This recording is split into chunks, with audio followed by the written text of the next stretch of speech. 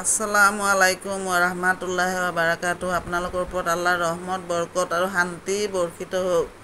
আউযু বিল্লাহি মিনাশ শাইতানিৰ ৰাজিম। বিসমিল্লাহিৰ ৰহমানিৰ ৰহিম। খেদা খোৱা শয়তানৰ প্ৰচলনিৰ পৰা আল্লাহ তুমি আমাক ৰক্ষা কৰা। পৰম কৰুণা পৰম দয়ালু আল্লাহ তাআলাৰ নামত আৰম্ভ কৰোঁ। আজি মই মহিলাসকলক উদ্দেশ্য কৰি কিছুমান কথা ক'ব বিচাৰিছোঁ হাদিছ কুৰাণৰ।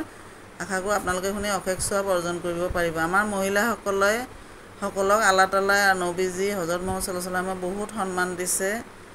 আৰু আমাৰ আখেৰী নবী দুজানৰ বাদশ্বাহ হজৰত মুহাম্মদ মুস্তাফা ছাল্লাল্লাহু আলাইহি ওয়াসাল্লামৰ জন্মৰ আগতে মহিলাসকলৰ কোনো সন্মান নাছিল। মহিলা মানে কন্যা শিশু জন্ম হ'লে লগে লগে কবৰ দি থৈ আহিছিল, জিন্দা কবৰ দি থৈ আহিছিল। আৰু মহিলাসকলক কোনো কিনা বেচা কৰিছিল, মানে কোনো সন্মান নাছিল, পণ্য বুলি ভাবিছিল আৰু মহিলাসকলক।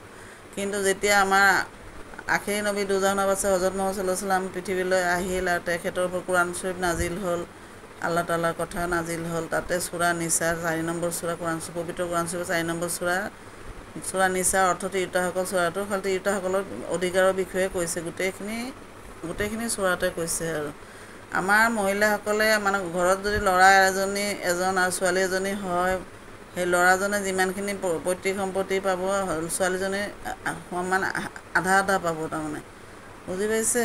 ল'ৰাটোৱে যিমান পাব ছোৱালীজনীও আধা পাব, এজনী ছোৱালী হ'লে। আৰু এজনীতকৈ বেছি থাকিলে তেনেকৈ মানে ভাগবিলাক চব দি দিছে আৰু কোৰআন শৰীফত। আপোনালোকে সূৰা নিছা পঢ়িলে গম পাব। সূৰা নিছা ইন ইংলিছ, সূৰা নিছা ইন বাংলা, ইন এছামিছ, এনেকৈ যিটো ভাষা আপুনি জানে আৰু সেইটোত দিলে আপুনি ট্ৰেন্সলেট হৈ আহি যাব। তেতিয়া আপুনি বুজিব চেষ্টা কৰিব। আমি কোৰআন শৰীফ হৈছে জীৱন্ত কোৰআন। আমি কোৰআনৰ কথা মতে চলিব লাগিব। কোৰআন হৈছে ভাল বেয়া পৃথক কৰি দেখুৱাব পৰা নিদৰ্শন এটা। তাৰমানে আমি কোনটো ভাল কোনটো বেয়া কেনেকৈ জানিম? কোৰআন শৰীফ পঢ়িলেহে জানিম। কোৰআন শৰীফ হৈছে আমাৰ ইছলাম ধৰ্মৰ মানে মানৱ জাতিৰ সংবিধান। অকল ইছলাম ধৰ্মৰ নহয়, মানৱ জাতিৰ কাৰণে কোৰআন শৰীফ আহিছে, পবিত্ৰ কোৰআন শৰীফ। আৰু আমাৰ আখেৰী নবী দুজানৰ বাদশ্বাহ হজৰত মুহাম্মদ ছাল্লাল্লাহু আলাইহি ওয়াসাল্লাম মানৱ জাতিৰ কাৰণে আহিছে, ৰহমতুল লিল আলামিন, মানে ৰহমত স্বৰূপ আহিছে।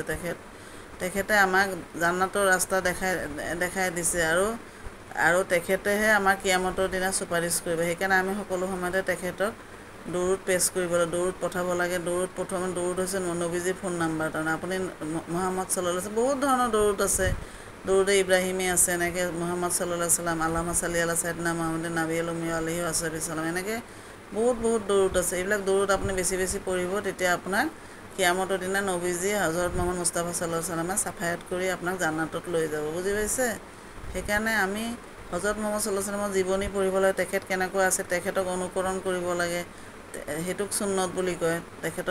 তেখেতে কি কৰিছিল, কেনেকৈ চলিছিল, সেইবিলাক আমি চব অনুকৰণ কৰিব লাগিব। সেইটোক কয় সুন্নত। আমি আখেৰী জামানত দুটা বস্তু মজবুত কৰি ধৰিব লাগিব। এটা হৈছে পবিত্ৰ বিদায় হজৰ ভাষণত নবীজী আমাৰ হজৰত মুহাম্মদ ছাল্লাল্লাহু আলাইহি ওয়াসাল্লামে কৈ গৈছে যে আমি দুটা বস্তু কৰি ধৰিব লাগিব, মানে মজবুত কৰি ধৰিব লাগিব। এটা হৈছে পবিত্ৰ কোৰআন শৰীফ আৰু এটা হৈছে মোৰ সুন্নত, মানে নবীজীৰ সুন্নত। বুজি পাইছে? তেতিয়াহে আপুনি জান্নাতত যাব পাৰে। কোৰআনৰ অৰ্থ বুজি পঢ়িব কৈছে, কলেমাৰ অৰ্থ বুজি পঢ়িব কৈছে। এইবিলাক আপোনালোকে পঢ়িব।